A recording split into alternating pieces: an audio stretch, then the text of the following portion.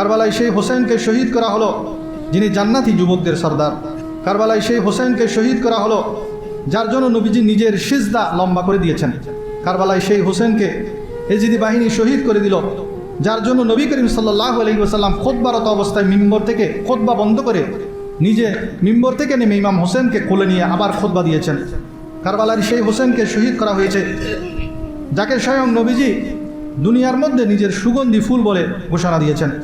কারবালায় সেই হোসেনকে শহীদ করা হয় যার শানে নবী করিম সাল্লাল্লাহু আলাইহি ওয়াসাল্লাম বলেছেন, হুসাইনুম মিন্নি ওয়া আনা মিন হুসাইন, হুসাইন আমার থেকে, আমি হুসাইন থেকে।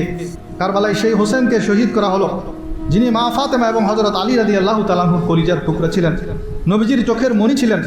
হোসেন রাদিয়াল্লাহু সেই ফাতেমার সন্তান যিনি সমস্ত জান্নাতি নারীদের সর্দার।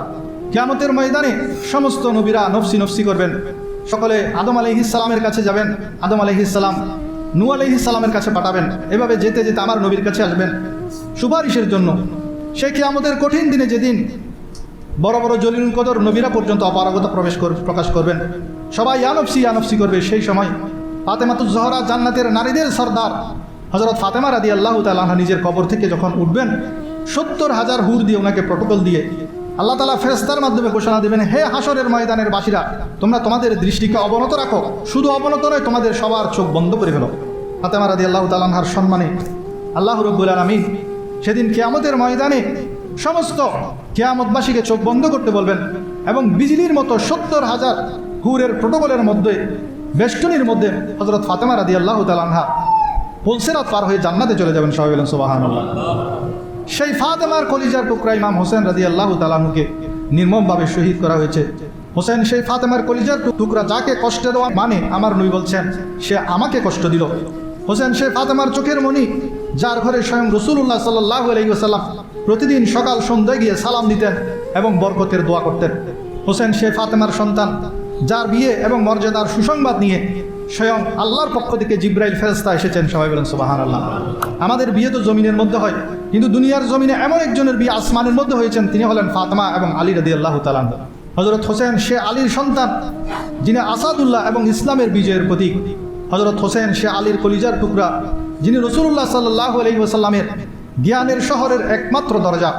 হযরত হোসেন সে আলীর আদরের সন্তান যার সাথে শত্রুতা রাখাকে নবী করিম সাল্লাল্লাহু আলাইহি ওয়াসাল্লাম মুনাফিকের লক্ষণ বলেছেন। হযরত হোসেন সে আলীর চোখের মণি যিনি দুনিয়াতেই জান্নাতের সুসংবাদ পেয়েছেন। হযরত হোসেন সে আহলে বাইতের নক্ষত্র যাদেরকে স্বয়ং আল্লাহ তাআলা পবিত্র কোরআনে সমস্ত পাপ পঙ্কিলতা থেকে মুক্ত এবং সম্পূর্ণ পবিত্র রাখার ঘোষণা দিয়েছেন।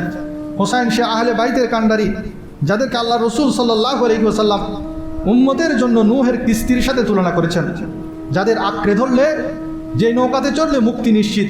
হোসেন রাদিয়াল্লাহু সে আহলে বাইতের অংশ, কিয়ামত পর্যন্ত পবিত্র কোরআনের সাথে যার সম্পর্ক কখনো বিচ্ছিন্ন হবে না, এই বলে নবী করিম সাল্লাল্লাহু আলাইহি ওয়াসাল্লাম বিদায় হজের ভাষণের মধ্যে ঘোষণা দিয়েছেন।